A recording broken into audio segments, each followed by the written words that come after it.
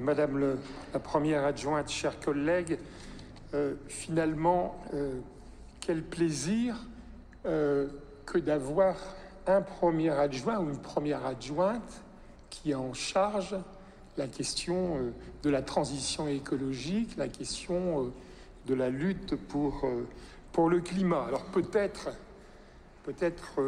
comme vous le dites souvent, ce qui s'est fait à Lille inspire notre politique, et peut-être que vous avez, à ce niveau-là, inspiré le président de la République quand il a décidé que les questions de transition écologique, les questions de planification territoriale liées à l'écologie, toutes ces questions, finalement, seront rattachées au Premier ministre. Donc félicitons-nous-en. Bon, au-delà de cela, je voudrais... vous savez, lorsque nous, dans notre programme de Faire respirer l'île, nous étions extrêmement attachés à la question de l'évaluation des politiques publiques, et donc finalement, bien sûr, tout ne se résume pas à la question de la quantification, mais on ne peut pas ne pas regarder les résultats et les quantifier.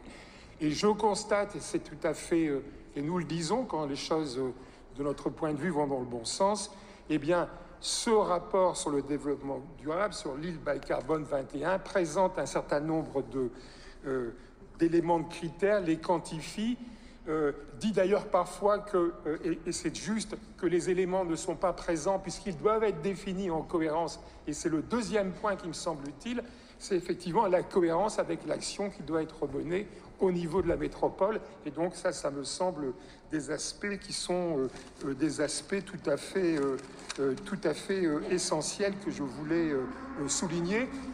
Petit bémol, enfin c'est pas un bémol, mais j'en fais la demande puisque on lit quelque part que pardon, que je n'arrive pas à me relire, mais l'antériorité des chiffres des années précédentes est à disposition, puisqu'effectivement, ce qui est important, c'est de pouvoir voir les trajectoires. Eh bien, moi, je souhaite, c'est la demande du groupe Faire respirer l'île, que l'ensemble, parce que nous sommes qu'à la deuxième année du mandat, effectivement, qu'on puisse avoir, pour l'information des conseillers municipaux, ces éléments, parce que je pense qu'on ne doit pas aller les chercher, mais qu'ils doivent être également livrés de façon dématérialisée. Bien entendu, c'est la demande. Quelques petits points rapides. Bon, ça fait près de 25 ans que j'habite dans ce quartier, puis nous y avons tous participé. Je regarde Stanislas Dandievel à la question de la plantation chemin des Coccinelles, page 28.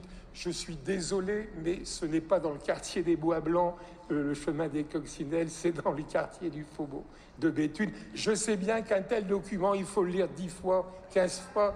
28, page 28, plantation participative, chemin des Coccinelles au Bois Blanc. Je sais bien que c'est un quartier important, mais celui du Faubourg de Béthune est aussi, je crois, cher à votre cœur. Bien. Non, mais c'est une petite... c'est tout à fait... Alors, par contre, j'ai une question, là où vous l'avez tout à l'heure affiché, sur les 61% de... Alors, je ne mets pas en cause les calculs, mais j'aimerais les comprendre, parce que... alors, c'est la page 35. Alors, voilà, page 35 sur la question du bio. Il est indiqué, je lis, 61% de produits bio ou de locaux dans l'ensemble des cantines. Et je vois, alors il y a les produits bio, il y a les produits locaux, et si on prend pour les deux à la louche, on est dans les écoles et les ALSH entre 38 et 30, voilà, pour les deux thématiques, et on est à 60, et ça, je sais que l'intensité de l'action a été menée fortement dans les crèches. On est à 61, 64, 65 dans les crèches. Sauf à penser que les volumes sont très faibles, globalement, dans les écoles et les ALSH. Alors peut-être que je me trompe, et j'ai du mal à comprendre qu'on aboutit globalement à 61% de produits bio ou locaux, avec des chiffres différents entre les écoles et les ALSH, où je pense qu'il y a quand même des volumes de produits importants, et deuxièmement les crèches, mais je ne demande qu'à comprendre les résultats, et j'espère qu'on est bien aux 61% de produits bio et locaux qui sont affichés.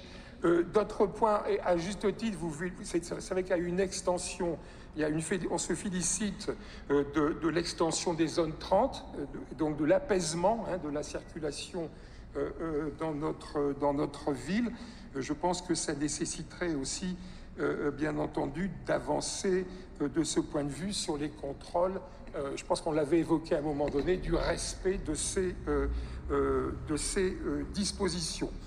Vous évoquez la question aussi de l'éclairage et de l'importance du LED, et tant mieux.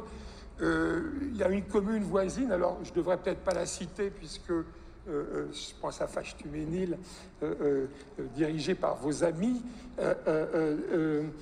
où ils évoquent effectivement la question de la nuit et la question de la pollution lumineuse la nuit. Je pense que cette question-là est peut-être aussi à traiter, bien entendu, en rapport, en le croisant à une cartographie de la sécurité, parce que je pense qu'il faut aussi avancer sur les deux aspects, et ceci en parallèle.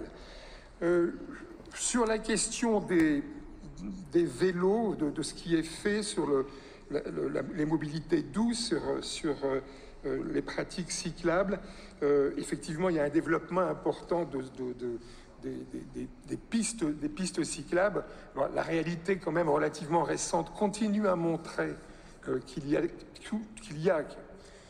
je ne veux pas dire qu'il y a une augmentation, mais qu'il y a une réalité de la problème aussi de la sécurité de ceux, et parfois c'est un frein d'ailleurs, dans ceux qui souhaiteraient pouvoir pratiquer cette modalité de déplacement, sur la question de la sécurité. Et je le dis bien entendu, je ne peux peut-être pas me faire apprécier systématiquement, et je ne généralise surtout pas, mais je pense que dans une ville, pour reprendre ce terme du vivre ensemble, la question du respect mutuel, et je sais que le rapport est inégal entre le véhicule et le vélo, j'entends bien, mais je pense qu'il est essentiel aussi qu'on prenne en compte à la fois le respect par chacun, quel que soit son mode de déplacement, du fait qu'on n'est pas seul et qu'on est ensemble, dans cette ville. Je pense que cela serait aussi important à accompagner et à travailler.